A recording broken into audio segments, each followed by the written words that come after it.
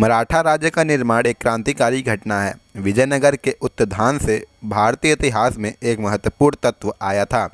मराठा संघ एवं मराठा साम्राज्य एक भारतीय शक्ति थी जिन्होंने 18वीं शताब्दी में भारतीय उपमहाद्वीप पर अपना प्रभुत्व जमाया था। इस साम्राज्य की शुरुआत समांतर 1674 में छत्रपति शिवाजी महाराज के राज्याभिषेक के साथ हुई थी और अंत 1818 में पेशवा बाजीराव द्वितीय की हार से हुआ था।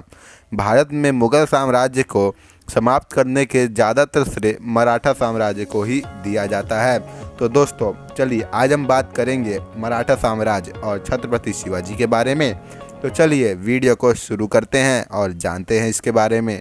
शिवाजी का जन्म पूना के निकट शिवनेर के किले में 20 अप्रैल 1627 को हुआ था। शिवाजी शाहजी भोसले और जीजाबाई के पुत्र थे। शिवाजी को मराठा साम्राज्य का संस्थापक कहा जाता है। शिवाजी महाराज ने बीजापुर सल्तनत से मराठा लोगों को रिहा करने का बीड़ा उठा रखा था और मुगलों की कैद से उन्होंने लाखों मराठाओं को आज़ादी दिलवाई। इसके बाद उन्होंने धीरे धीरे मुगल साम्राज्य को ख़त्म करना शुरू कर दिया और हिंदवी स्वराज की स्थापना करने लगे।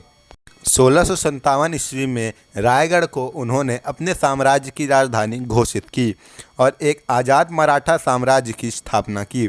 इसके बाद अपने साम्राज्य को मुगल से बचाने के लिए वे लगातार लड़ते रहे और अपने राज्य के विस्तार का आरंभ 1653 ईस्वी में बीजापुर के सिंहड़े किले को जीतकर किया था। इसके पश्चात 1646 ईस्वी में तोरड़ के किले पर भी शिवाजी ने अपना आधिपत्य स्थापित कर लिया। शिवाजी की शक्ति को दबाने के लिए बीजापुर के शासक ने सरदार अफजल खां को भेजा। शिवाजी ने 1659 ईस्वी में अफजल खां को पराजित कर उसकी हत्या कर दी। शिवाजी की बढ़ती शक्ति से घबराकर औरंगजेब ने शाइस्ता खां को दक्षिण का गवर्नर नियुक्त किया। शिवाजी ने 1663 ईस्वी में शाइस्ता खां को पराजित किया। जय सिंह के नेतृत्व में पुरंदर के किले पर मुगलों की विजय तथा रायगढ़ की घेराबंदी के बाद जून 1665 में मुगलों और शिवाजी के बीच पुरंदर की संधि हुई। 1670 में शिवाजी ने मुगलों के विरुद्ध अभियान छेड़कर पुरंदर की संधि द्वारा खोए हुए किले को पुनः जीत लिया। 1670 ईस्वी में ही शिवाजी ने सूरत को लूटा तथा मुगलों से चौथ की मांग की। 1674 में स्थापित नव मराठा साम्राज्य के छत्रपति के रूप में उनका राज्याभिषेक किया गया। अपने राज्याभिषेक के बाद शिवाजी का अंतिम महत्वपूर्ण अभियान 1676 ईस्वी में कर्नाटक अभियान था। 12 अप्रैल 1680 को शिवाजी की मृत्यु हो गई। उनकी मृत्यु के समय उन्होंने 3000 किलो के साथ तकरीबन 40,000 की घुड़सवार सेना और 50,000 पैदल सैनिक की फौज बन रखी थी और साथ पश्चिमी समुद्री तट तक एक विशाल नौसेना का प्रतिष्ठान भी कर रखा था।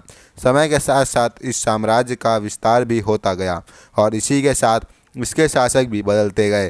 शिवाजी महाराज के बाद उनके पोतों ने मराठा साम्राज्य को संभाला और फिर उनके बाद 18वीं शताब्दी के शुरू में पेशवा मराठा साम्राज्य को संभालने लगे। संभाजी, तो अब बात करते हैं संभाजी की। शिवाजी महाराज के दो बेटे थे, एक थे संभाजी और एक राजा राम। संभाजी महाराज उनका बड़ा बेटा था जो दरबारियों के बीच काफ़ी प्रसिद्ध था। 1681 में संभाजी महाराज ने मेरठ साम्राज्य का ताज पहना और अपने पिता की नीतियों को अपनाकर वे उन्हीं की राह में आगे चल पड़ा। संभाजी महाराज ने शुरू में ही पुर्तगाल और मैसूर के चिक्का देवा राय को पराजित कर दिया। इसके बाद किसी भी राजपूत मराठा गठबंधन को हटाने के लिए 1681 में औरंगजेब ने खुद दक्षिण की कमान अपने हाथ में ले ली। अपने महान दरबार और 5 लाख की विशाल सेना के साथ उन्होंने मराठा साम्राज्य के विस्तार की शुरुआत की और बीजापुर और गोड़कोड़ की सल्तनत पर भी मराठा साम्राज्य का ध्वज लहराया।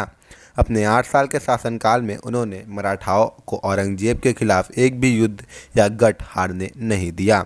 1689 के आसपास संभाजी महाराज ने अपने सहकारियों को रणनीतिक बैठक के लिए संगमेश्वर में आमंत्रित किया ताकि मुगल साम्राज्य को हमेशा के लिए हटा सकें। लेकिन गनौजी शिर्के और औरंगजेब के कमांडर कर्रब खान ने संगमेश्वर में जब संभाजी महाराज बहुत कम लोगों के साथ होंगे तक आक्रमण करने की बारीकी से योजना बना रखी थी। इससे पहले औरंगजेब कभी भी संभाजी महाराज को पकड़ने में सफल नहीं हुआ था, लेकिन इस बार अंततः उसे सफलता मिल ही गई। और 1 फरवरी 1689 को उन्होंने संगमेश्वर में आक्रमण कर मुगल सेना ने संभाजी महाराज को कैद में कर लिया। 11 मार्च 1689 को उन्होंने संभाजी महाराज को मार दिया। तो अब बात करते हैं राजा राम की। संभाजी की मृत्यु के बाद राजा राम को मराठा साम्राज्य का छत्रपति घोषित किया गया। राजा राम मुगलों के आक्रमण के भय से अपनी राजधानी रायगढ़ से जिंजी कर दी। 1698 तक जिंजी मुगलों के विरुद्ध मराठा गतिविधियों का केंद्र रहा है। 1699 में सतारा मराठों की राजधानी बना। राजा राम स्वयं को संभाजी के पुत्र साहू का प्रतिनिधि मानकर गद्दी पर कभी नहीं बैठा। राजा राम के नेतृत्व में मराठों ने मुगलों के विरुद्ध स्वतंत्रता के लिए अभियान शुरू किया, जो 1700 ईस्वी तक चलता रहा। राजा राम की मृत्यु के बाद 1700 ईस्वी में उसकी विधवा पत्नी ताराबाई ने अपने 4 वर्षीय पुत्र शिवाजी द्वितीय को गद्दी पर बैठाया और मुगलों के विरुद्ध संघर्ष जारी रखा। अब बात करते हैं शिवाजी द्वितीय के बारे में। राजा राम की विधवा पत्नी ताराबाई ने अपने 4 वर्षीय पुत्र शिवाजी द्वितीय को गद्दी पर बैठाया और मुगलों के विरुद्ध संघर्ष जारी रखा। उन्होंने ही कुछ समय तक मुगलों के खिलाफ मराठा साम्राज्य की कमान संभाली और 1705 में उन्होंने नर्मदा नदी भी पार कर दी और मालवा में प्रवेश कर लिया ताकि मुगल साम्राज्य पर अपना प्रभुत्व जमाया जा सके। अब बात करते हैं छत्रपति शाहू महाराज की। 1707 में औरंगजेब की मृत्यु के बाद संभाजी महाराज के बेटे शिवाजी के पोते, जो मराठा साम्राज्य के नए शासक बहादुर शाह प्रथम को रिहा कर दिया, लेकिन उन्हें इस परिस्थिति में ही रिहा किया गया था कि वे मुगल कानून का पालन करेंगे।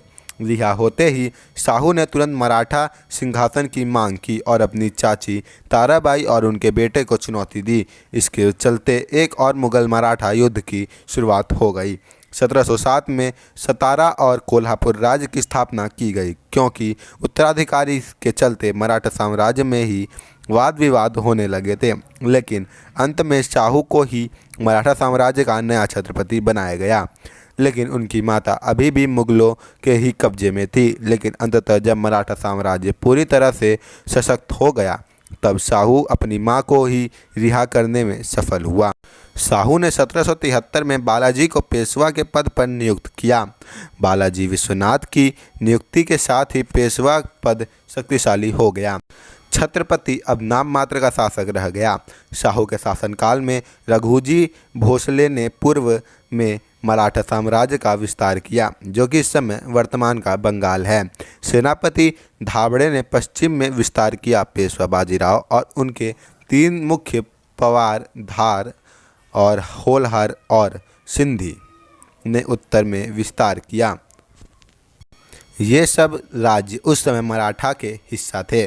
पेशवा के अधीन मराठा साम्राज्य इस युग में पेशवा चित्तपावन परिवार से संबंध रखते थे, जो मराठा सेनाओं को नियंत्रण करते थे और बाद में वही मराठा साम्राज्य के शासक बने। अपने शासनकाल में पेशवाओं ने भारतीय उपमहाद्वीप के ज़्यादातर भागों पर अपना प्रभुत्व बना रखा था।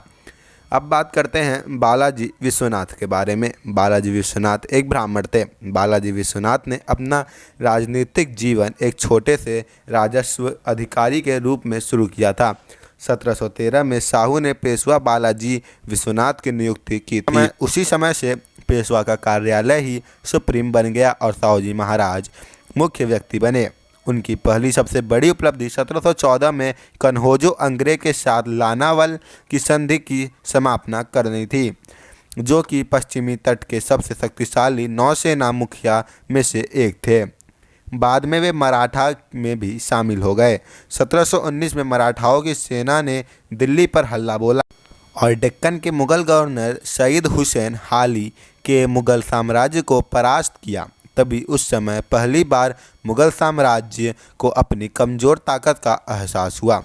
तो दोस्तों, ये थी पार्ट 1। आपको अगली वीडियो में पार्ट 2 मिलेगी। तो इस वीडियो को लाइक और चैनल को सब्सक्राइब करके बेल नोटिफिकेशन ऑल पे जरूर सेट रखिएगा, ताकि आपको अगली वीडियो आती नोटिफिकेशन मिल सके। तो तब तक के लिए जय हिंद, जय भारत।